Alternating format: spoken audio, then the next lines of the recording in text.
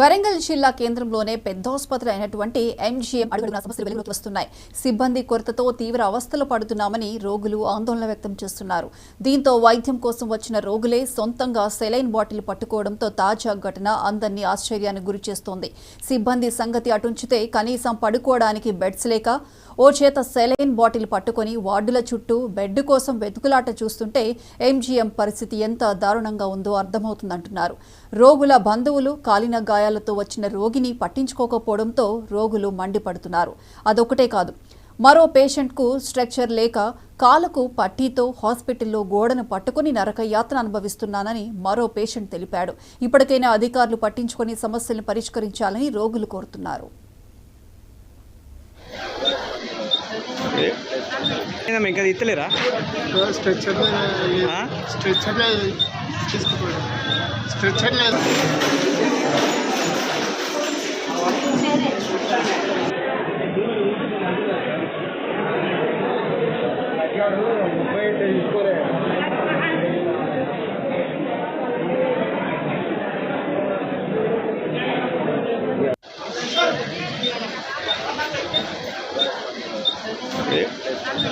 ఇంకా ఇస్తలేరా stretcher తీసుకుపోయాడు. Stretcher దీనికి సంబంధించి పూర్తి అప్డేట్స్ మా ప్రతినిధి శ్రీధర్ ఫోన్ లైన్ అందిస్తారు. శ్రీధర్.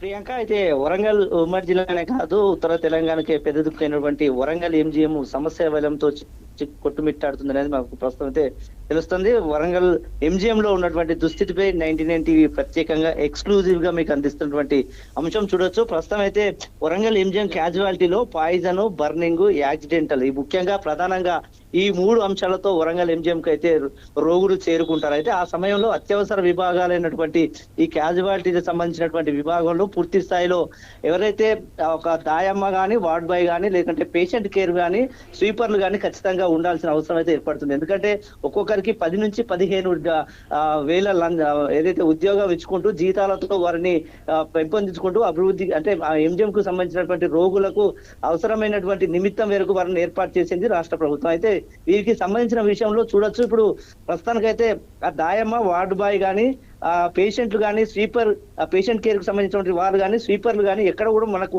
మచ్చకు కూడా కానరాకుండా పరిస్థితి కనబడుతుంది. ప్రధానంగా ఒక పేషెంట్ చూడొచ్చు, బాన్స్ వార్డులు అంటే ఒంటి మీద గాయాలకు ఉన్నటువంటి బగబగ మండుతున్నటువంటి చర్మంతో తను సెలైన్ బాటిల్ పట్టుకొని తన బెడ్ ఎక్కడ అంటూ వెతుకుతున్నటువంటి దుస్థితి అయితే మనం 99 టీవీ ద్వారా ఎక్స్క్లూజివ్ గా అందిస్తున్నాం.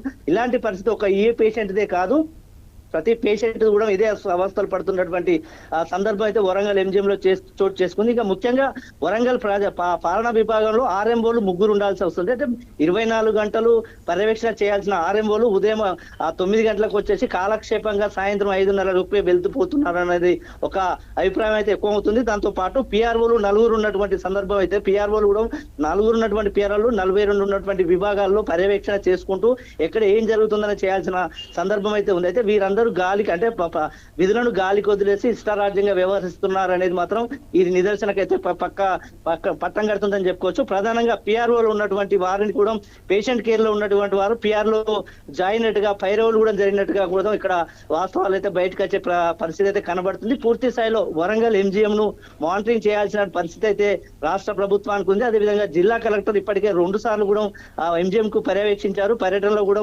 మార్పులు తీసుకొస్తామని హామీ ఇచ్చినప్పటికీ కూడా ఎక్కడ వేసిన గొంగడి అన్నట్టుగానే మనకు కనబడుతుంది. ఒక పేషెంట్ తన బెడ్ కోసం ఒక సెలైన్ బాటిల్ పట్టుకొని వెళ్ళడము, మరోవైపు స్ట్రక్చర్ లేక అంబులెన్స్ లోనే ఒక 25 నిమిషాల నుంచి 30 నిమిషాలు ఒక పేషెంట్ ఉండడము, మరొక పేషెంట్ అయితే కాలుకు గాయాల పాలైనప్పటికీ ఒక వీల్ చైర్ లేకపోవడము, స్ట్రక్చర్ లేకపోవడం అనేది పూర్తి స్థాయిలో ఎంజీఎం లోని ఎమర్జెన్సీ విభాగంలో ఈ పరిస్థితి అయితే కనబడుతుంది. దీనిపైన మరి రాష్ట్ర ప్రభుత్వం కానీ, వైద్య ఆరోగ్య శాఖ అధికారులు కానీ, ఆ శాఖకు సంబంధించినటువంటి మంత్రి కానీ ఎలాంటి చర్యలు తీసుకుంటారు అనేది మాత్రం ఇక్కడ ఒక క్వశ్చన్ మార్క్ గా నిలబడిందని చెప్పుకోవచ్చు. ప్రియాంక.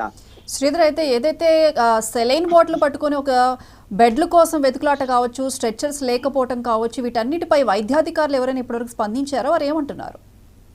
అయితే దినచర్యగా కొనసాగుతున్నటువంటి వైద్యాధికారుల పనితీ అయితే రోజు రోజుకు ఇంకా మందగించింది అనేది మాత్రం ఖచ్చితంగా చెప్పుకోవచ్చు. ఎందుకంటే ఒక ఆర్ఎంఓ స్థాయిలో ఉన్నటువంటి ఒక అధికారులు ముగ్గురు ఉండాల్సిన పరిస్థితి ఏర్పడుతుంది. వారికి సంబంధించినటువంటి మానిటరింగ్ అయితే పూర్తి స్థాయిలో వాళ్ళు నిర్వర్తించాల్సిన అవసరం ఉంది. ఎందుకంటే ఉదయం నుంచి రాత్రి 24 గంటలు అంటే తెల్లవారుజాము వరకు ఆర్ఎంఓలు తమ విధులను నిర్వర్తించాలి. ఏ వార్డులో ఏం జరుగుతుంది, అసలు పేషెంట్ కేర్ సంబంధించినటువంటి వాళ్లకు 3 కేటగిరీలుగా ఏదైతే డ్రెస్ కోడ్ ను కూడా అమలు చేశారో ఆయాలకైతే దాయమ్మకి అయితే వైట్ సారీ ఉండు, అదేవిధంగా వార్డు బాయ్ కి అయితే పింక్ కలర్లను ఏర్పాటు చేశారు. అంటే పేషెంట్ కేర్ వాళ్ళకు పింక్ కలర్ డ్రెస్ ను ఏర్పాటు చేశారు. వీల్ చైర్ అదేవిధంగా స్వీపర్లకు అయితే బ్లూ కలర్లను డ్రెస్ కోడ్ ఏర్పాటు చేశారు. అలాంటి పరిస్థితి ఎక్కడా మచ్చ కూడా కనబడట్లేదు. ఎందుకంటే ప్రధానంగా పేషెంట్స్ అనేది వారు ఒక గుడికి వచ్చినటువంటి దేవాలయానికి వచ్చినటువంటి భక్తుల్లాగా కూడా చూడాల్సిన అవసరం అయితే వైద్యులకు ఉంది. వైద్యం నారాయణ హరి అనే పదానికి అయితే ఎంజిఎం అయితే పూర్తిగా విభిన్నంగా కనబడుతుంది. పరిపాలనా విభాగంలో ఉన్న అధికారులు అయితే ప్రధానంగా వారి విధులను మర్చేసి ప్రైవేట్ హాస్పిటల్కే పరిమితం అవుతున్నారు అనేది వాదన మాత్రం వరంగల్ ఎంజిఎంలో గత కొంతకాలం కూడా వెంటాడుతుంది. దీనిపైన మరి జిల్లా కలెక్టర్ ఎలాంటి చర్య తీసుకుంటారనేది మాత్రం మనం స్పష్టంగా చెప్పుకోవచ్చు. ప్రధానంగా ఇంత జరుగుతున్నప్పటికీ కూడా ఇప్పటి వరకు వైద్యాధికారులు కానీ వైద్యానికి సంబంధించినటువంటి ఉన్నతాధికారులు కానీ ఎలాంటి స్పందన లేకపోవడం కూడా ఒక చర్చనీయాంశంగా మారిందని చెప్పుకోవచ్చు మనకు Priyanka. Right Sridhar, thank you.